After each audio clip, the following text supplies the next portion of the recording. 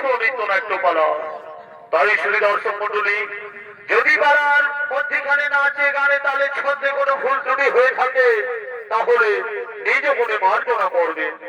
তাই শুধু দর্শক মন্ডলী, রাজীব কর্মকার রচিত নরেশ্বরাম পরিচালিত শ্রী পৌরাণিক পালার নাম হল এই পুত্র ঘটোৎকচের জন্ম হয়েছে ঘটোৎকচ ও হীরাবতীর মিলন। তাই হে মহামঞ্জশ্রী দর্শক মন্ডলী, আপনারা সকলেই জানেন বারনাবর্তের যদুগৃহে আগুন লাগার পর পঞ্চ পাণ্ডব তাদের মাতা কুন্তিকে সঙ্গে নিয়ে সুরঙ্গ পথে পালিয়ে গিয়ে কাম্যক নামক জঙ্গলে রাত্রি যাপন করে। কিন্তু সেই জঙ্গলের রাজা রাক্ষস রাজ হিড়িম্ব জ্যান্ত মানুষের গন্ধ পেয়ে ক্ষুধা নিবারণের জন্য বোন হিড়িম্বাকে তাদের ধরে নিয়ে আসার আদেশ দেন। হিড়িম্বা ছদ্মবেশে সেখানে গিয়ে ভীমের রূপে মুক্ত হয়ে তার প্রেমে পড়ে যায়। আজকে দেরি দেখে হিড়িম্ব সেখানে পৌঁছলে ভীমের সঙ্গে তার যুদ্ধ হয়। যুদ্ধে হিড়িম্ব মারা যায়। এরপর মা তারা দেশে একটি শর্তে ভীমের সঙ্গে হিড়িম্বার বিবাহ হয় এবং ভীম হিড়িম্বার সঙ্গে সেই কাম্যক বনে থেকে যায়। তাই দেখি ভীম হিড়িম্বা মনে আনন্দে নৃত্য করতে করতে সেই কাম্যক বনে করছে না বাবা।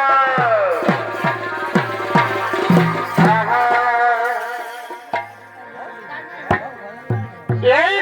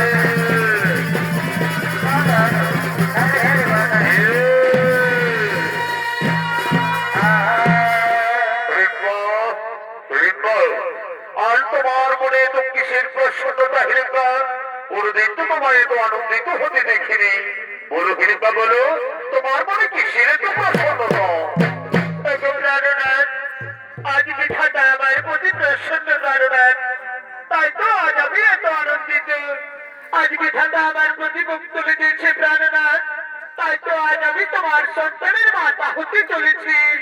আজ আমি সন্তান সম্ভবা। সত্যি সত্যি বলছো মেয়ে, এই কি কথা শোনালে তুমি? তুমি মাতা হতে চলেছো, এ তো মহা আনন্দের কথা। এই খুশি সংবাদে আমার হৃদয় যে নেচে উঠেছে হিরিপা। এসো প্রিয়ে, আজ দুজনে মিলে আমরা একটু আনন্দ করি, দুজনে মিলে আনন্দ করি।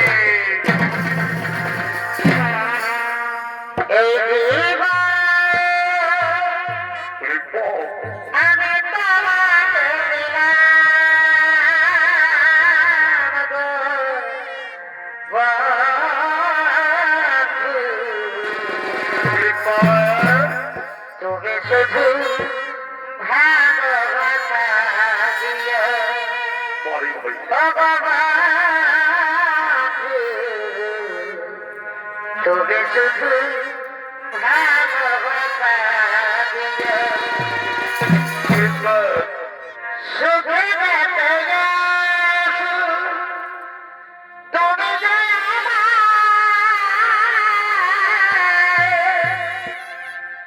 প্রিয় তুমি বেশি প্রিয়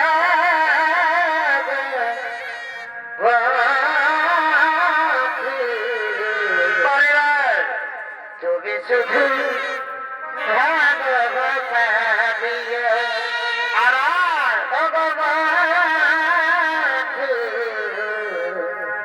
তুমি শুধু ভালোবাসা দিয়ে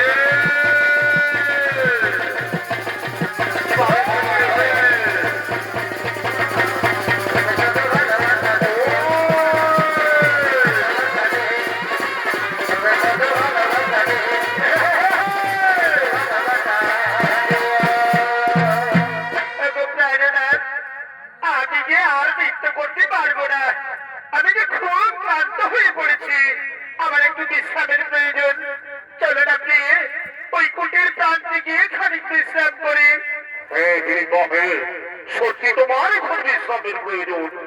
এসো কৃপা এসো, আমরা এই কুটির প্রান্তে গিয়ে এখানে বিশ্রাম করি। এসো এসো, এখানে বসো হিড়িম্বা, এখানে বসো। আমি তোমার শরীরে একটু বাতাস করে দিই, তোমার শরীরে একটু বাতাস করে দিই। হিড়িম্বা, হিড়িম্বা, একি হিড়িম্বা ঘুমিয়ে গেল নাকি? একি আজ হিড়িম্বা সন্তান সম্ভব, মানে আমাদের বিচ্ছেদের সময়। হিড়িম্বা, হিড়িম্বা ওঠো। হিড়িম্বা, তোমার কি মনে পড়ে না সেই পূর্বের কথা? বিয়ের পূর্বে মাতা আমাদের শর্ত দিয়েছিল যে হিড়িম্বা সন্তান সম্ভব হলে আমাকে তাদের কাছে ফিরে যেতে হবে। আজ তুমি সন্তান সম্ভব হিড়িম্বা, সেই কঠিন সময় এখন উপস্থিত।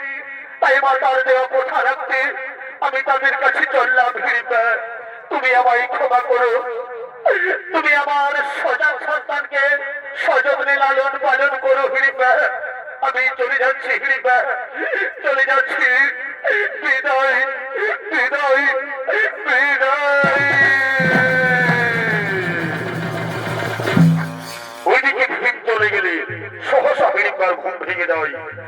স্বামীকে সম্মুখে দেখতে না পেয়ে, কোথায় তুমি? স্বামী, কি স্বামী যে আমায় করে সারা দিচ্ছে না, তাহলে কি স্বামীর সেই পূর্বের কথা মনে করে আমায় ছেড়ে না? না, হতে পারে না, আমার স্বামী আমায় ছেড়ে যেতে পারে না। স্বামী, স্বামী।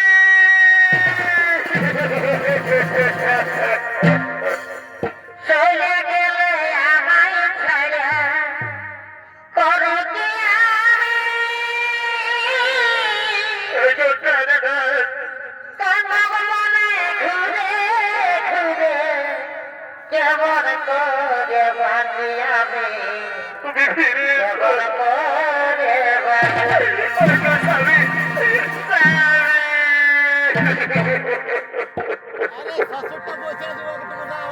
যেও না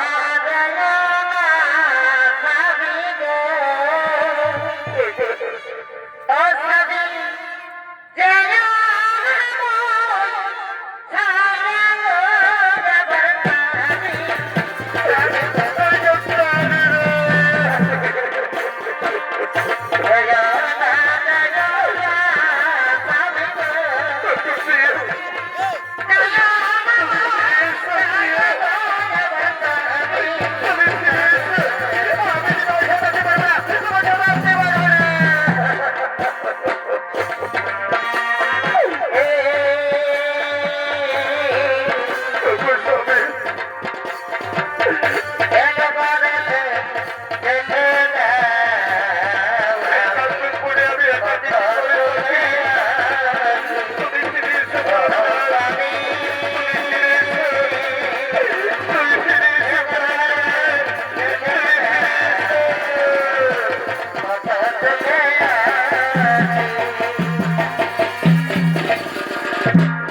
ওদিকে ভীম চলে যায় তার ভাতা মাতার কাছে।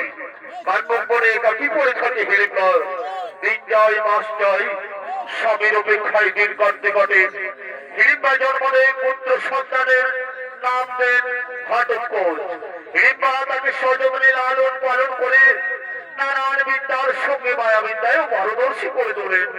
ঘটোৎকচ এখন কানমুখ বনের রাজা।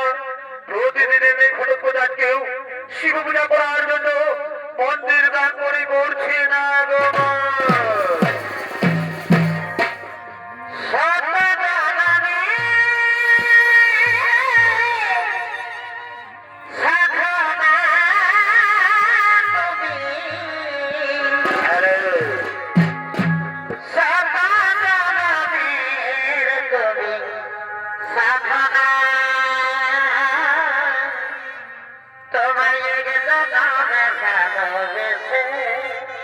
ভরবে না, মন ভরবে না, তোমায় এক জনমে ভালোবেসে ভরবে না, মন ভরবে না।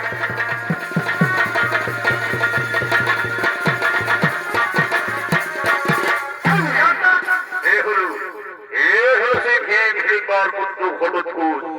আর এই ঘটোৎকচের ভূমিকায় আপনাদের এই আলোক সিনেমা নৃত্য রঙ্গমঞ্চ নৃত্য পরিবেশন করে দেখাবেন আপনাদের সকলের সুপরিচিত শ্রীরামধন্য জঙ্গল মহল মেডেল পুরস্কার প্রাপ্ত এদিকে আলোর সৃষ্টিকারী ওস্তাদ ওস্তাদ সঞ্জয় রায়।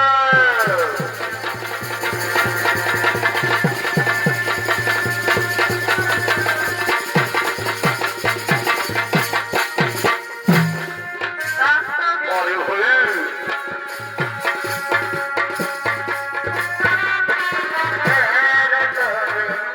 সাধনা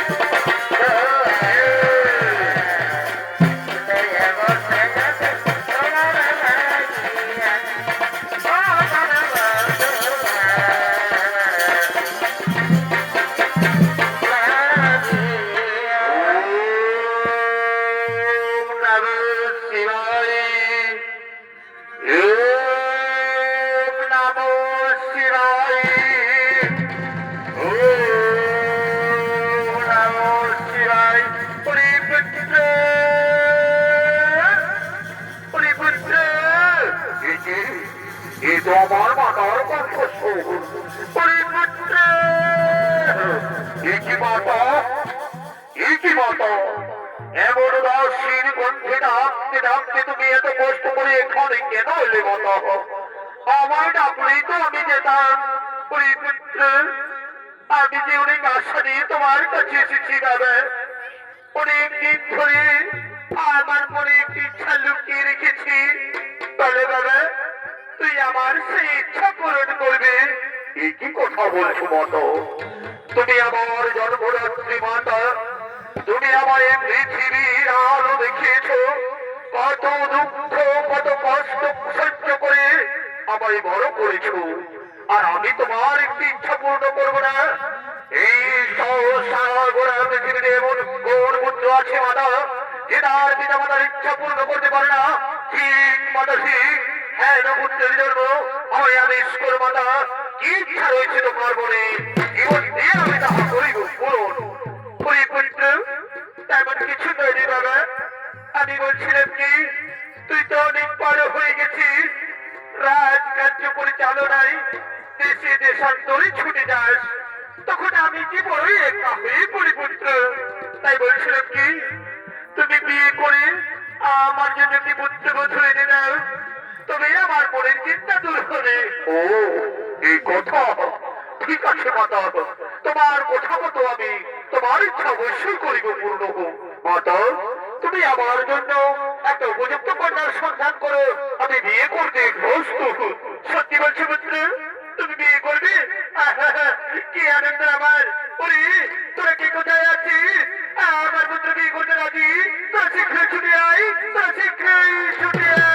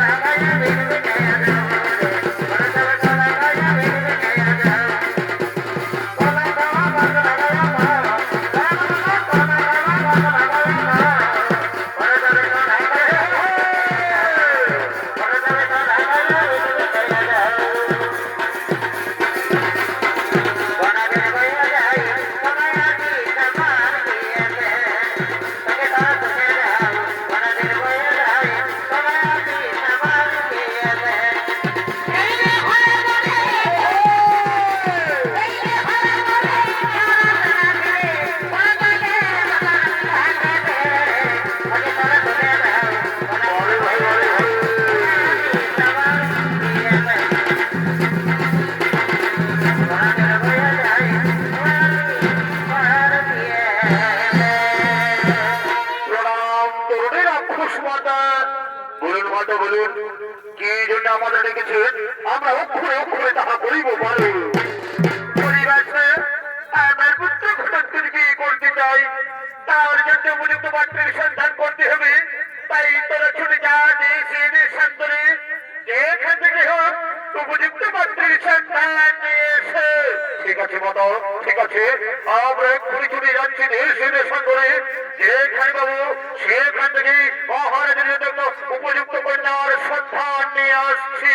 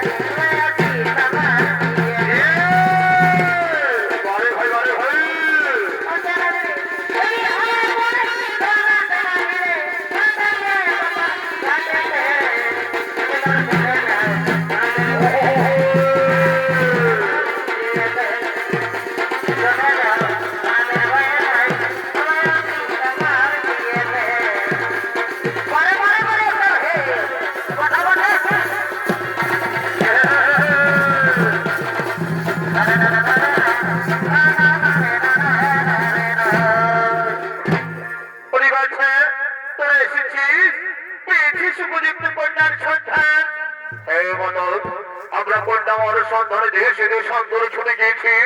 যেখানে দেখে উপযুক্ত কন্যার সন্ধান পেয়েছি, সেখান থেকে তাদের চিত্র নিয়ে এসেছি মাতা। এই নির্মাতা বীর উপযুক্ত কন্যার চিত্র দেখি। কি সুন্দর কন্যা, দেখ দেখ পুত্র, এখানে মানবী দানবী রাক্ষসী সমস্ত রকমের কন্যার চিত্র রয়েছে। বলে করতে পারো কোন কন্যাকে তোমার পছন্দ? মাতা না মাতা, এদের মধ্যে আমার কোনো কন্যা পছন্দ নয় মাতা। এরা সুদূরপী সুন্দরী। তুমি এমন কোন কন্যার সন্ধান করো মাতা, যে সুদূরপী নয়, বিদ্যায় বুদ্ধিতে হবে বিচক্ষণ। পরিবারে তোমরা এদের থেকে উত্তম কন্যার সন্ধান নিয়েছো, যে রূপে গুণে হবে সুন্দর, বিদ্যায় বুদ্ধিতে হবে বিচক্ষণ। যাও এমন কোন কন্যার সন্ধান নিয়ে এসো। মাতা, এমন একটি কন্যার সন্ধান রয়েছে মাতা, ওই পাতাল লোকে। পাতাল নামের কন্যা অহিরাবতী, কিন্তু নাগরাজ ওই অহিরাবতীর স্বয়ংবরে করেছে আয়োজন। তাই সেই কন্যাকে বিয়ে করতে হলে আমাদের মহারাজকে দিয়ে স্বয়ংবর সভায় যেতে হবে। স্বয়ংবর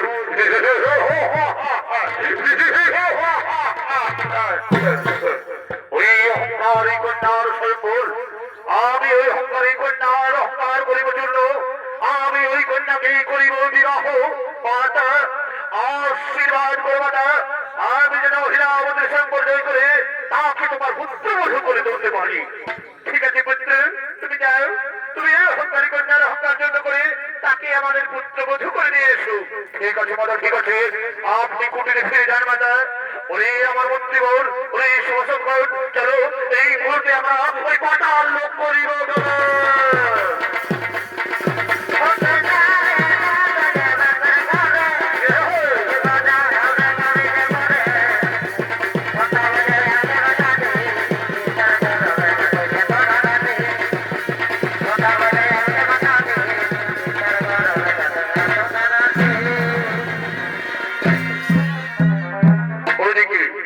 ওইদিকে পাতাল পথে নাগরাজ তার কন্যা অহিরাবতী স্বয়ংবর সভার করেছে আয়োজন। তাই পাতাল পথে নাগরাজ সমস্ত রাজা রাজকুমারের সঙ্গে তার নিজ রাজমহলে করছে নাগমা।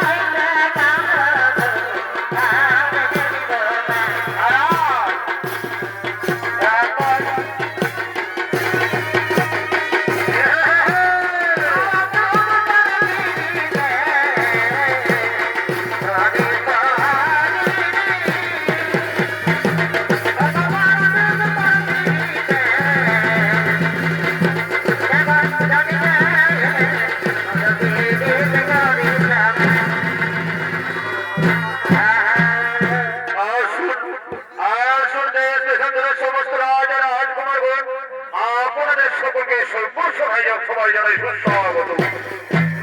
আপনারা নিজ নিজের স্থান করে হবেন। আমি সর্বসভার কাজ আরম্ভ করি। উনি কি কোথায় আছি?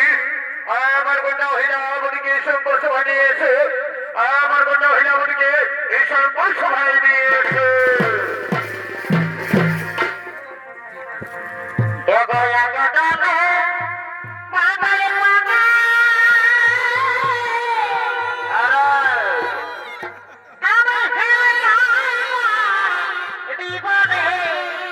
আরে বাহ!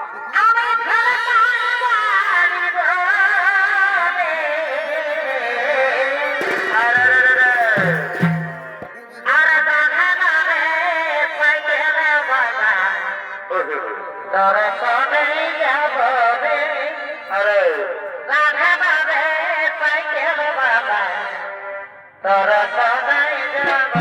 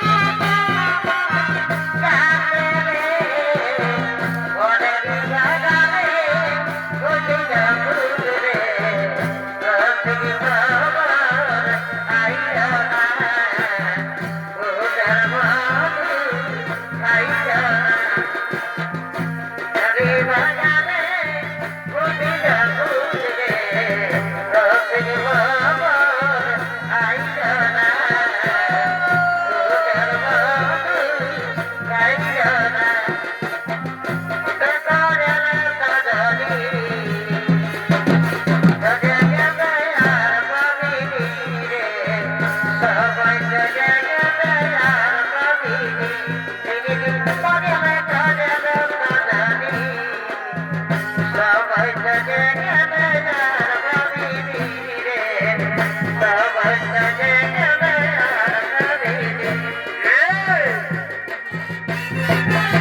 তুই আমার প্রাণের তুই আমার প্রাণের বাবা তুই আমার প্রাণের তুই আমার বাবা রে তুই যে আমার ঘরের বাবা কইলে কইলে সজনী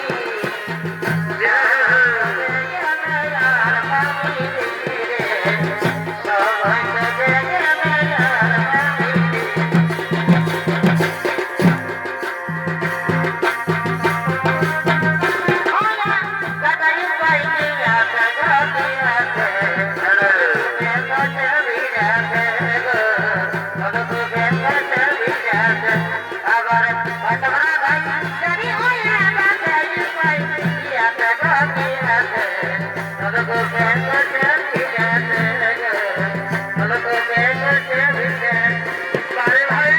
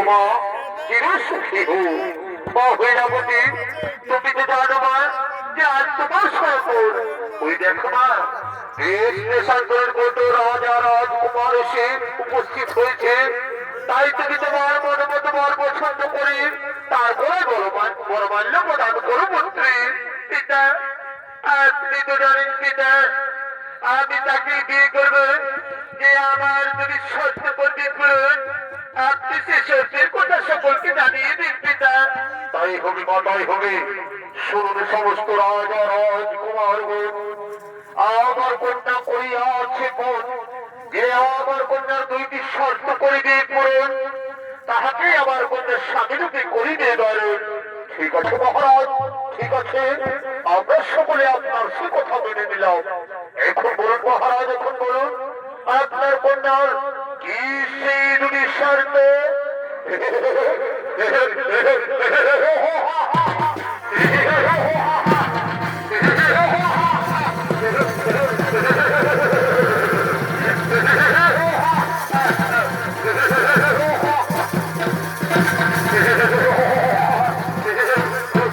তাহলে এটাই সেই সর্বর সভা কোথায় কোথায় সেই অহংকারী রাজকুমারী অনেক সুন্দরের মধ্যস্থপতি এমন শ্রীগুলোর মধ্যে রাজমাল দেখিয়ে আমার কন্যার সন্ধ্যা সভার কার্য বন্ধ করার সাহস দেখাস কি তুমি কি চাস সেখানে আমি উশৃঙ্খল আমি উন্মাদ আমি বাসন্ত আর তোমরা এই স্বয়ংবরের মতো পবিত্র সভা আড়ালে একের পর এক রাজা রাজকুমারকে হত্যা করে চলেছ, তা কি আমি বুঝি না? আজ আমি ভীম হিড়িম্বার পুত্র ঘটোৎকচ আপনার এই অহংকারী কন্যাকে বিবাহ করে তোমাদের এই স্বয়ংবর সভার মৃত্যুর খেলাকে সমাপ্ত করে দেব। ওই দুষ্টপতি রাজারী রাক্ষস তোমার হস্তিপুর কন্যা করিব সমর্পণ। এই যে স্বয়ংবর সভা হবে, না হলে এই সর্বসমক্ষ বন্ধ করিব। না পিতা, না, আপনি এত উত্তেজিত হবে না। আজকের এই শুভ দিনে আপনার হাতে অস্ত্র সভা পাই না পিতা। ও যখন এসে পড়েছে তখন ওকে একটা সুযোগ দেওয়া হোক। স্বয়ং ঘটোৎকচ, এতে আমার দুটি শর্ত রয়েছে। যদি তুমি আমার যুদ্ধবিদ্যায় ও বুদ্ধিকে পরাস্ত করতে পারো, তবে আমি তোমার স্বামী হিসেবে বরণ করে নেব।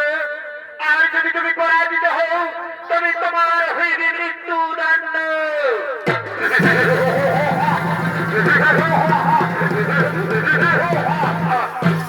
এত অহংকার! আজ তোমার অহংকার আমি করিব চূর্ণ। আমি তোমার সতেরাজি রাজকন্যা। বলো কিসের পরীক্ষা আগে দিতে চাও, বিদ্যার না বুদ্ধি? তুমি রাজি? তুমি রাজি সত্যি? তবে আগে হোক বুদ্ধির পরীক্ষা। কারণ পরাজিত হলে আমাকে আর কষ্ট করে মারতে হবে না। তাহলে শুরু করে যাক। তুমি আমায় প্রশ্ন করবে আর আমি সেই প্রশ্নের উত্তর দেব। যদি উত্তর ভুল হয় তো আমি পরাস্ত। তুমি প্রশ্ন করবে? বিবেলিকার কথা ওঠে পরিবার পরে। আচ্ছা তাই হোক, আমি তোমায় একটি গল্প বলে শোনো।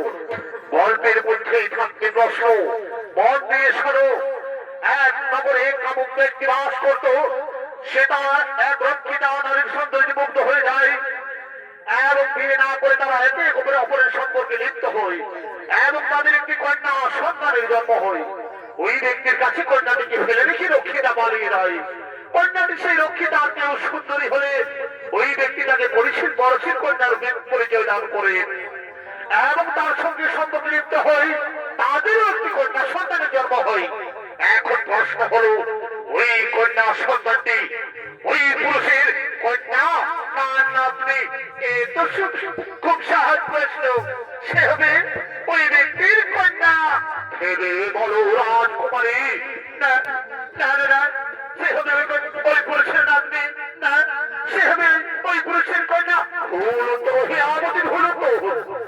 শাস্ত্রমত ওই ব্যক্তি যখন বিয়ে করেনি তখন ওই কন্যার সঙ্গে তার কোন সামাজিক সম্পর্ক নেই। তুমি পরাজিত হীরাবতী, তুমি পরাজিত। না, এ হতে পারে না। আমি পরাজিত হতে পারি না। আধার অস্ত্র করে তাও তাও দেখি যুদ্ধ বিস্তার করে যায়।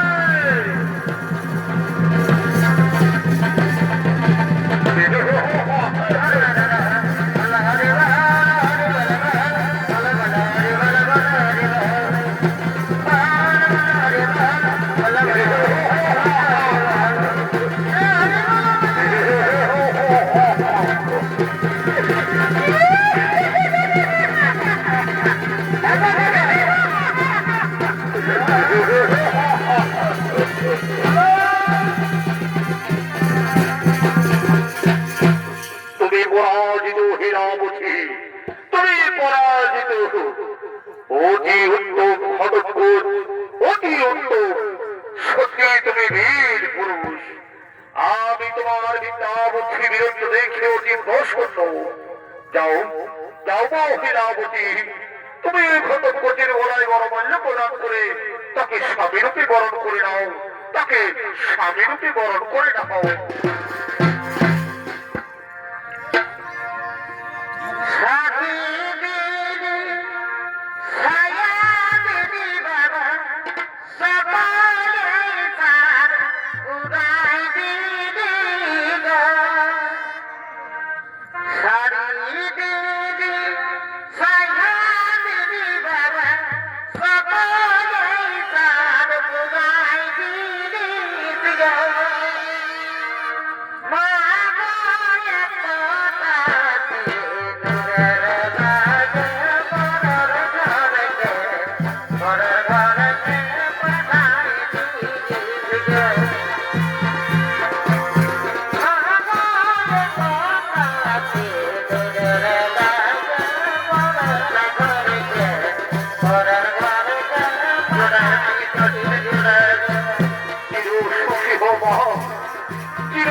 হো, চির সুখী হো।